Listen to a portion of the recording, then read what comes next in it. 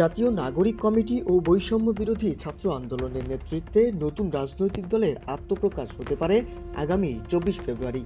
এর আগেই পদত্যাগ করবেন অন্তর্বর্তী সরকারের উপদেষ্টা নাহিদ ইসলাম। সরকারের একটি ঘনিষ্ঠ সূত্র জানিয়েছেন, আগামী 20 ফেব্রুয়ারি বৃহস্পতিবার সরকারের শেষ কর্মদিবস হতে যাচ্ছে নাহিদ ইসলামের। সেদিনই তার পদত্যাগ করার জোর সম্ভাবনা রয়েছে। সূত্রটি জানায়, 24 ফেব্রুয়ারি দল ঘোষণার প্রস্তুতি চলছে। সেটিকে সামনে রেখে নাহিদ ইসলামের পদত্যাগের সময়ও ঘনিয়ে আসছে।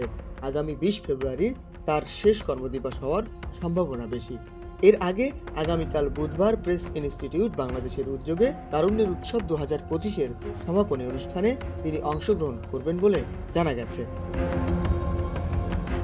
কোনো কারণে দল ঘোষণা পিছিয়ে গেলে সেক্ষেত্রে পদত্যাগের সময়ও পেছাবে বলে জানানো হয়েছে।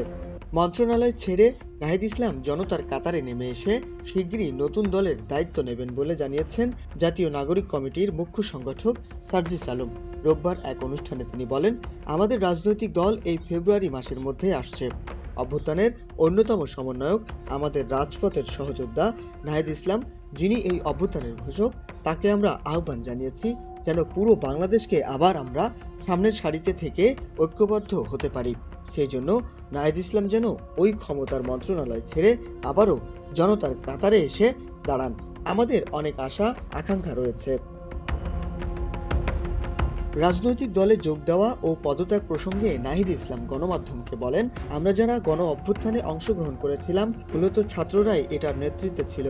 ছাত্র এবং গণ অভ্যুত্থানের নেতৃত্বে একটা নতুন রাজনৈতিক দলের পরিকল্পনা বা আলোচনা রয়েছে। সেই দলে যদি অংশগ্রহণ করতে হয় তবে অবশ্যই সরকারের থেকে সেটা সম্ভব না। সেই দলে যদি আমি যেতে চাই তবে সরকার থেকে আমি পদত্যাগ করব। নববার্তা 24, ঢাকা।